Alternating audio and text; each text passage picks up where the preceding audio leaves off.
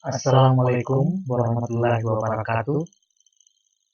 Semangat pagi, kita sudah menyelesaikan bab 1, yaitu nilai-nilai Pancasila dalam kerangka praktik penyelenggaraan pemerintahan negara.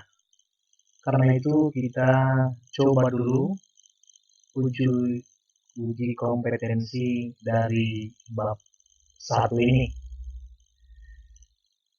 Caranya kita baca, dicerna, simpan dalam hati, baru nanti akan kita bahas. Sekarang mari kita mulai. Nomor 1. Pengelolaan kekuasaan negara dilakukan oleh lembaga-lembaga negara. Pengelolaan kekuasaan negara tidak hanya dilakukan oleh Presiden beserta para menteri negara selaku pemegang titik. A. Kekuasaan legislatif, B. Kekuasaan eksekutif, C. Kekuasaan yudikatif, D. Kekuasaan federatif, E. Kekuasaan koordinatif. Ya, ayo pilih. Oke, ketika dipilih, mari kita coba bahas. Masih ingat apa itu kekuasaan legislatif? Kekuasaan legislatif yaitu kekuasaan untuk membuat atau membentuk undang-undang. B. Kekuasaan eksekutif. Kekuasaan eksekutif yaitu kekuasaan untuk melaksanakan undang-undang. C. Kekuasaan yudikatif. Kekuasaan untuk mempertahankan undang-undang, termasuk kekuasaan untuk mengadili setiap pelanggaran terhadap undang-undang. Kekuasaan federatif yaitu kekuasaan untuk melaksanakan hubungan luar negeri. E. Kekuasaan koordinatif itu tidak ada dalam pendapat ahli, ya. Berarti dari penjelasan tadi jawabnya adalah B. Kekuasaan eksekutif. Sekarang kita masuk ke soal yang kedua. Kekuasaan membentuk undang-undang disebut juga kekuasaan legislatif. Setelah dilakukan perubahan Undang-Undang Dasar Negara Republik Indonesia tahun 1945, DPR mempunyai kedudukan yang lebih kuat dalam pengelolaan kekuasaan negara. DPR secara tegas dinyatakan sebagai pemegang kekuasaan untuk membentuk undang-undang. Hal tersebut diatur di dalam, ya. Karena itu tidak perlu kita bahas. Tetapi ketika kita buka pasal 20 yang pasti sesuai dengan soal, jawabnya adalah oke, sudah dipilih. Sekarang kita lihat jawabannya. Jawabannya adalah A, pasal 20 ayat 1. Sekarang kita masuk ke soal yang ketiga.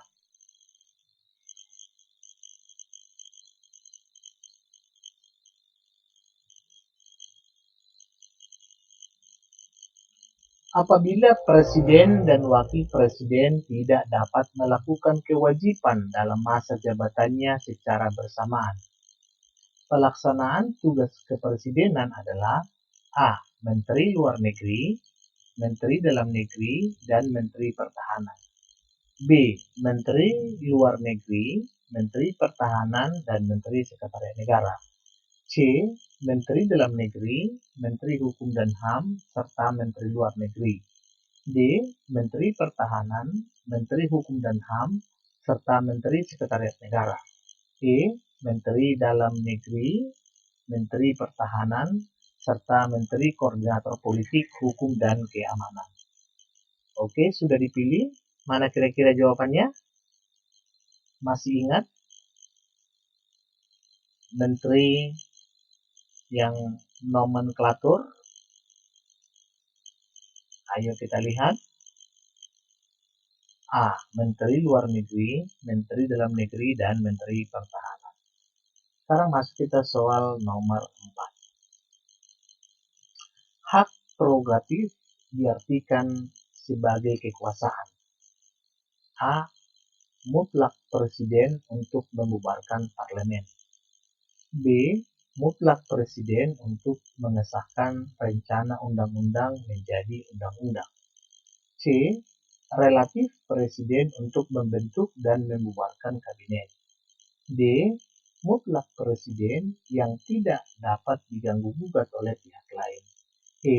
Relatif Presiden yang tidak dapat diganggu-gugat oleh pihak lain. Oke, sudah dipilih mana kira-kira? Dari sini jawabannya adalah C. Relatif Presiden untuk membentuk dan membubarkan kabinet. Mari kita lihat soal selanjutnya. Berikut ini yang merupakan salah satu variasi dari sistem pemerintahan presidensial di Indonesia adalah A. Parlemen terdiri dari dua bagian, DPR dan DPD. B. Presiden adalah kepala negara sekaligus kepala pemerintahan. C. Kabinet atau menteri diangkat oleh presiden dan bertanggung jawab kepada presiden. D. Kekuasaan yudikatif dijalankan oleh Mahkamah Agung dan badan peradilan di bawahnya. E. Presiden sewaktu-waktu dapat diberhentikan oleh MPR atas usul dan pertimbangan DPR. Ayo, sudah dipilih mana kira-kira? 1, 2, 3. D. Kekuasaan yudikatif dijalankan oleh Mahkamah Agung, badan peradilan di bawahnya. Sekarang soal selanjutnya. Perhatikan pernyataan di bawah ini. 1. Penyelenggaraan negara berada di tangan presiden. 2. Kabinet dibentuk oleh presiden. 3. Presiden tidak bertanggung jawab kepada parlemen. 4. Presiden tidak dapat membubarkan parlemen. Pernyataan di atas merupakan ciri-ciri dari. Masih ingat? A. Bentuk negara kesatuan. B. Bentuk negara federasi. C. Bentuk pemerintahan republik. D. Sistem pemerintahan presidensial. E. Sistem pemerintahan parlementer. Ya, sesuai dengan di negara kita adalah sistem pemerintahan presidensial. Ya. Soal selanjutnya, perhatikan ciri pemerintahan di bawah ini. 1. Terdapat hubungan yang erat antara eksekutif dan legislatif. 2. Eksekutif yang dipimpin oleh Perdana Menteri. 3. Kepala negara berkedudukan sebagai kepala negara saja, bukan sebagai kepala eksekutif atau pemerintahan. 4. Presiden dipilih langsung oleh rakyat melalui pemilihan. 5. Eksekutif bertanggung jawab kepada legislatif. 6. Menteri-menteri yang diangkat oleh presiden tersebut tunduk dan bertanggung jawab kepada presiden. Dari pernyataan tersebut yang merupakan ciri sistem pemerintahan presidensial ditandai pada nomor. Masih ingat? Ya. Jawabannya adalah nomor 4 dan 6.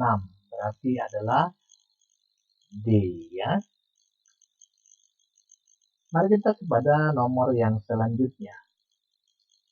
Sebagai warga negara, sudah sepatutnya kita wajib mendukung penyelenggaraan negara berorientasi kepada kepentingan rakyat dan merupakan perwujudan nilai-nilai Pancasila sebagai ideologi terbuka. Bersikap positif terhadap Pancasila sebagai ideologi terbuka adalah kecuali, ya, perhatikan kata kecuali. A. Menyaring budaya-budaya asing yang masuk baik secara langsung maupun tidak langsung. B. Bersikap terbuka terhadap perubahan yang berdampak pada kemakmuran bangsa. C. Mengembangkan prinsip toleransi.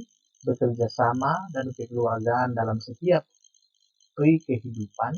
D. Mengembangkan kehidupan demokrasi yang disesuaikan dengan kebutuhan bangsa dewasa ini. E. Menyerap semua nilai-nilai yang masuk demi kemajuan bangsa pada era globalisasi sekarang ini. Coba udah pilih? Mari kita buka jawabannya. Adalah kecuali E, ya. Tidak berarti kita harus menyerap semua nilai-nilai, ya. Karena kita sudah mempunyai Pancasila dan silanya mengandung nilai-nilai. Nomor selanjutnya, perhatikan data di bawah ini. Cinta akan kemajuan dan pembangunan. 2. Pimpinan kerakyatan adalah hikmat kebijaksanaan yang dilandasi akal sehat. 3. Keseimbangan antara hak dan kewajiban serta menghormati orang lain. 4. Musyawarah untuk mufakat dicapai dalam permusyawaratan wakil-wakil rakyat. Pertanyaannya, berdasarkan data di atas yang merupakan implementasi dari nilai kerakyatan terdapat pada nomor berapa kira-kira hubungannya dengan kerakyatan? Ya, yang pasti nomor 2 dan nomor berapa? Iya, nomor 4. Berarti jawabannya adalah A, ya. Mari kita ke nomor selanjutnya. Sikap positif yang perlu dikembangkan warga negara sebagai implementasi nilai-nilai Pancasila adalah sebagai berikut. Ini juga perhatikan ada kecuali. A. Mendukung kebijakan pemerintah dalam penyelenggaraan negara yang demokratis dan bebas dari KKN. B. Berpartisipasi dalam rangka pelaksanaan pembangunan nasional. C. Mengembangkan prinsip toleransi bekerjasama dalam setiap pri kehidupan. D. Memajukan kesejahteraan umum serta mencerdaskan kehidupan bangsa. E. Bersikap terbuka terhadap perubahan yang berdampak pada kemaslahatan bangsa. Sudah pilih? Oke, mari kita lihat jawabannya. D. Memajukan kesejahteraan umum serta mencerdaskan kehidupan bangsa, ya. Jadi ini sikap positif, ya. Selanjutnya, sudah habis, ya. Yuk, dari soal 10 tadi kira-kira berapa yang benar? Ada yang benar semuanya? Hebat, ya. Kalau masih banyak yang salah, berarti harus dihafal, diulang, ya. Ini ada 5 pertanyaan esai, kita akan jawab, ya. Untuk menghemat waktu, tidak perlu kita baca soalnya, supaya langsung ke jawabannya. Nomor 1. Ini jenis-jenis kekuasaan penyelenggaraan negara Republik Indonesia. Ada kekuasaan legislatif, yaitu kekuasaan untuk membuat atau membentuk undang-undang. Yang kedua, kekuasaan eksekutif, yaitu kekuasaan untuk melaksanakan undang-undang. Yang ketiga, kekuasaan yudikatif, yaitu kekuasaan untuk mempertahankan undang-undang, termasuk kekuasaan untuk mengadili setiap pelanggaran terhadap undang-undang, ya. Yang selanjutnya, nomor 2. Ini adalah karakteristik pemerintahan Indonesia adalah dilakukannya perubahan Undang-Undang Dasar Negara Republik Indonesia tahun 1945. Yang pertama ada kekuasaan konstitutif, yaitu kekuasaan untuk mengubah dan menetapkan Undang-Undang Dasar. Kekuasaan ini dijalankan oleh Majelis Permusyawaratan Rakyat sebagaimana ditegaskan dalam pasal 3 ayat 1 Undang-Undang Dasar Negara Republik Indonesia tahun 1945 yang menyatakan bahwa Majelis Permusyawaratan Rakyat berwenang mengubah dan menetapkan undang-undang dasar. Yang kedua adalah kekuasaan eksekutif, yaitu kekuasaan untuk menjalankan undang-undang dan penyelenggaraan pemerintahan negara. Kekuasaan ini dipegang oleh Presiden sebagaimana ditegaskan dalam Pasal 4 ayat 1 Undang-Undang Dasar Negara Republik Indonesia tahun 1945 yang menyatakan bahwa Presiden Republik Indonesia memegang kekuasaan pemerintahan menurut Undang-Undang Dasar. Yang ketiga adalah kekuasaan legislatif, yaitu kekuasaan untuk membentuk undang-undang. Kekuasaan ini dipegang oleh Dewan Perwakilan Rakyat sebagaimana ditegaskan dalam Pasal 20 ayat 1 Negara Republik Indonesia tahun 1945 yang menyatakan bahwa Dewan Perwakilan Rakyat memegang kekuasaan membentuk undang-undang. Yang keempat adalah kekuasaan yudikatif atau disebut kekuasaan kehakiman, yaitu kekuasaan untuk menyelenggarakan peradilan guna menegakkan hukum dan keadilan. Kekuasaan ini dipegang oleh Mahkamah Agung dan Mahkamah Konstitusi sebagaimana ditegaskan dalam Pasal 24 ayat 2 Undang-Undang Dasar Negara Republik Indonesia tahun 1945 yang menyatakan bahwa kekuasaan kehakiman dilakukan oleh sebuah Mahkamah Agung dan badan peradilan yang berada di bawahnya dalam lingkungan peradilan umum, lingkungan peradilan agama, lingkungan peradilan militer, lingkungan peradilan tata usaha negara, dan oleh sebuah Mahkamah Konstitusi. Yang kelima adalah kekuasaan eksaminatif atau inspektif, yaitu kekuasaan yang berhubungan dengan penyelenggaraan pemeriksaan atas pengelolaan dan tanggung jawab tentang keuangan negara. Kekuasaan ini dijalankan oleh Badan Pemeriksa Keuangan sebagaimana ditegaskan dalam Pasal 23E ayat 1 Undang-Undang Dasar Negara Republik Indonesia tahun 1945 yang menyatakan bahwa untuk memeriksa pengelolaan dan tanggung jawab tentang keuangan negara diadakan satu badan pemeriksaan keuangan yang bebas dan mandiri. Yang keenam adalah kekuasaan moneter, yaitu kekuasaan untuk menetapkan dan melaksanakan kebijakan moneter, mengatur dan menjaga kelancaran sistem pembayaran, serta memelihara kestabilan nilai rupiah. Kekuasaan ini dilakukan oleh Bank Indonesia selaku Bank Sentral Indonesia sebagaimana ditegaskan dalam Pasal 23D Undang-Undang Dasar Negara Republik Indonesia tahun 1945 yang menyatakan bahwa negara memiliki suatu bank sentral yang susunan, kedudukan, kewenangan, dan tanggung jawab dan independensinya diatur dalam undang-undang. Nomor selanjutnya adalah lembaga pemerintah non-kementerian merupakan lembaga negara yang dibentuk untuk membantu Presiden dalam melaksanakan tugas pemerintahan tertentu. Lembaga pemerintahan non-kementerian berada di bawah Presiden dan bertanggung jawab langsung kepada Presiden melalui menteri atau pejabat setingkat menteri yang terkait. Keberadaan lembaga pemerintah non-kementerian diatur oleh Peraturan Presiden Republik Indonesia, yaitu Keputusan Presiden Republik Indonesia Nomor 103 Tahun 2001 tentang kedudukan, tugas, fungsi, kewenangan, susunan, organisasi, dan tata kerja lembaga pemerintah non-departemen.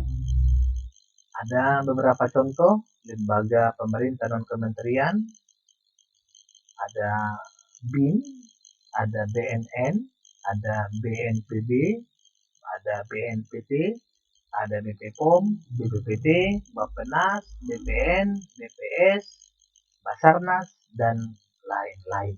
Ya. Lalu tugas Kementerian Negara dalam menyelenggarakan pemerintahan negara ada 3 sebagai berikut. Penyelenggara, perumusan, penetapan, dan pelaksanaan kebijakan di bidangnya. Pengelolaan barang milik kekayaan negara yang menjadi tanggung jawabnya. Pengawasan atas pelaksanaan tugas di bidangnya dan pelaksanaan kegiatan teknis dari pusat sampai ke daerah. Yang kedua, perumusan, penetapan, pelaksanaan kebijakan di bidangnya, pengelolaan barang milik kekayaan negara yang menjadi tanggung jawabnya, pengawasan atas pelaksanaan tugas di bidangnya, pelaksanaan bimbingan teknis dan supervisi atas pelaksanaan urusan kementerian di daerah, dan pelaksanaan kegiatan teknis yang berskala nasional. Yang ketiga, perumusan dan penetapan kebijakan di bidangnya, koordinasi dan sinkronisasi pelaksanaan kebijakan di bidangnya, pengelolaan barang milik kekayaan negara yang menjadi tanggung jawabnya, dan pengawasan atas pelaksanaan tugas di bidangnya. Yang terakhir, keberadaan pemerintahan daerah dalam proses penyelenggaraan pemerintahan di Republik Indonesia sangat penting karena secara tegas dijamin dan diatur dalam Undang-Undang Dasar Negara Republik Indonesia tahun 1945 dan Undang-Undang Republik Indonesia Nomor 12 Tahun 2008 tentang Pemerintahan Daerah. Pasal 18 ayat 1 Undang-Undang Dasar Negara Republik Indonesia tahun 1945 secara tegas menyatakan bahwa Negara Kesatuan Republik Indonesia dibagi atas daerah-daerah provinsi dan daerah provinsi itu dibagi atas kabupaten dan kota. Yang tiap-tiap provinsi, kabupaten, dan kota itu mempunyai pemerintahan daerah yang diatur dengan undang-undang. Ketentuan tersebut secara jelas menunjukkan bahwa di negara kita terdapat mekanisme pembagian kekuasaan secara vertikal, yaitu pembagian kekuasaan antara pemerintah pusat dan pemerintah daerah. Penyelenggaraan urusan pemerintahan oleh pemerintah daerah dilaksanakan menurut asas otonomi dan tugas pembantuan dengan prinsip otonomi seluas-luasnya dalam sistem dan prinsip Negara Kesatuan Republik Indonesia. Dengan demikian, pemerintah pusat dan pemerintah daerah bukanlah lembaga yang terpisah atau berdiri sendiri tanpa adanya kontrol dan koordinasi. Pemerintah pusat dan pemerintah daerah merupakan pelaku pembagian kekuasaan secara vertikal. Dengan kata lain, hubungan antara pemerintah pusat dan pemerintah daerah itu bersifat hierarkis. Begitu pula hubungan antara pemerintah provinsi dan pemerintah kabupaten kota juga bersifat hierarkis. Ya, demikian pembahasan soal yang bisa kita lakukan pada saat ini. Terima kasih atas perhatiannya. Berarti kita sudah paham kemampuan kita sampai di mana. Tetap dipelajarin karena mungkin hal soal-soal seperti ini nanti akan keluar di penilaian tengah semester maupun di penilaian akhir tahun. Selamat belajar. Terima kasih. Assalamualaikum warahmatullahi wabarakatuh.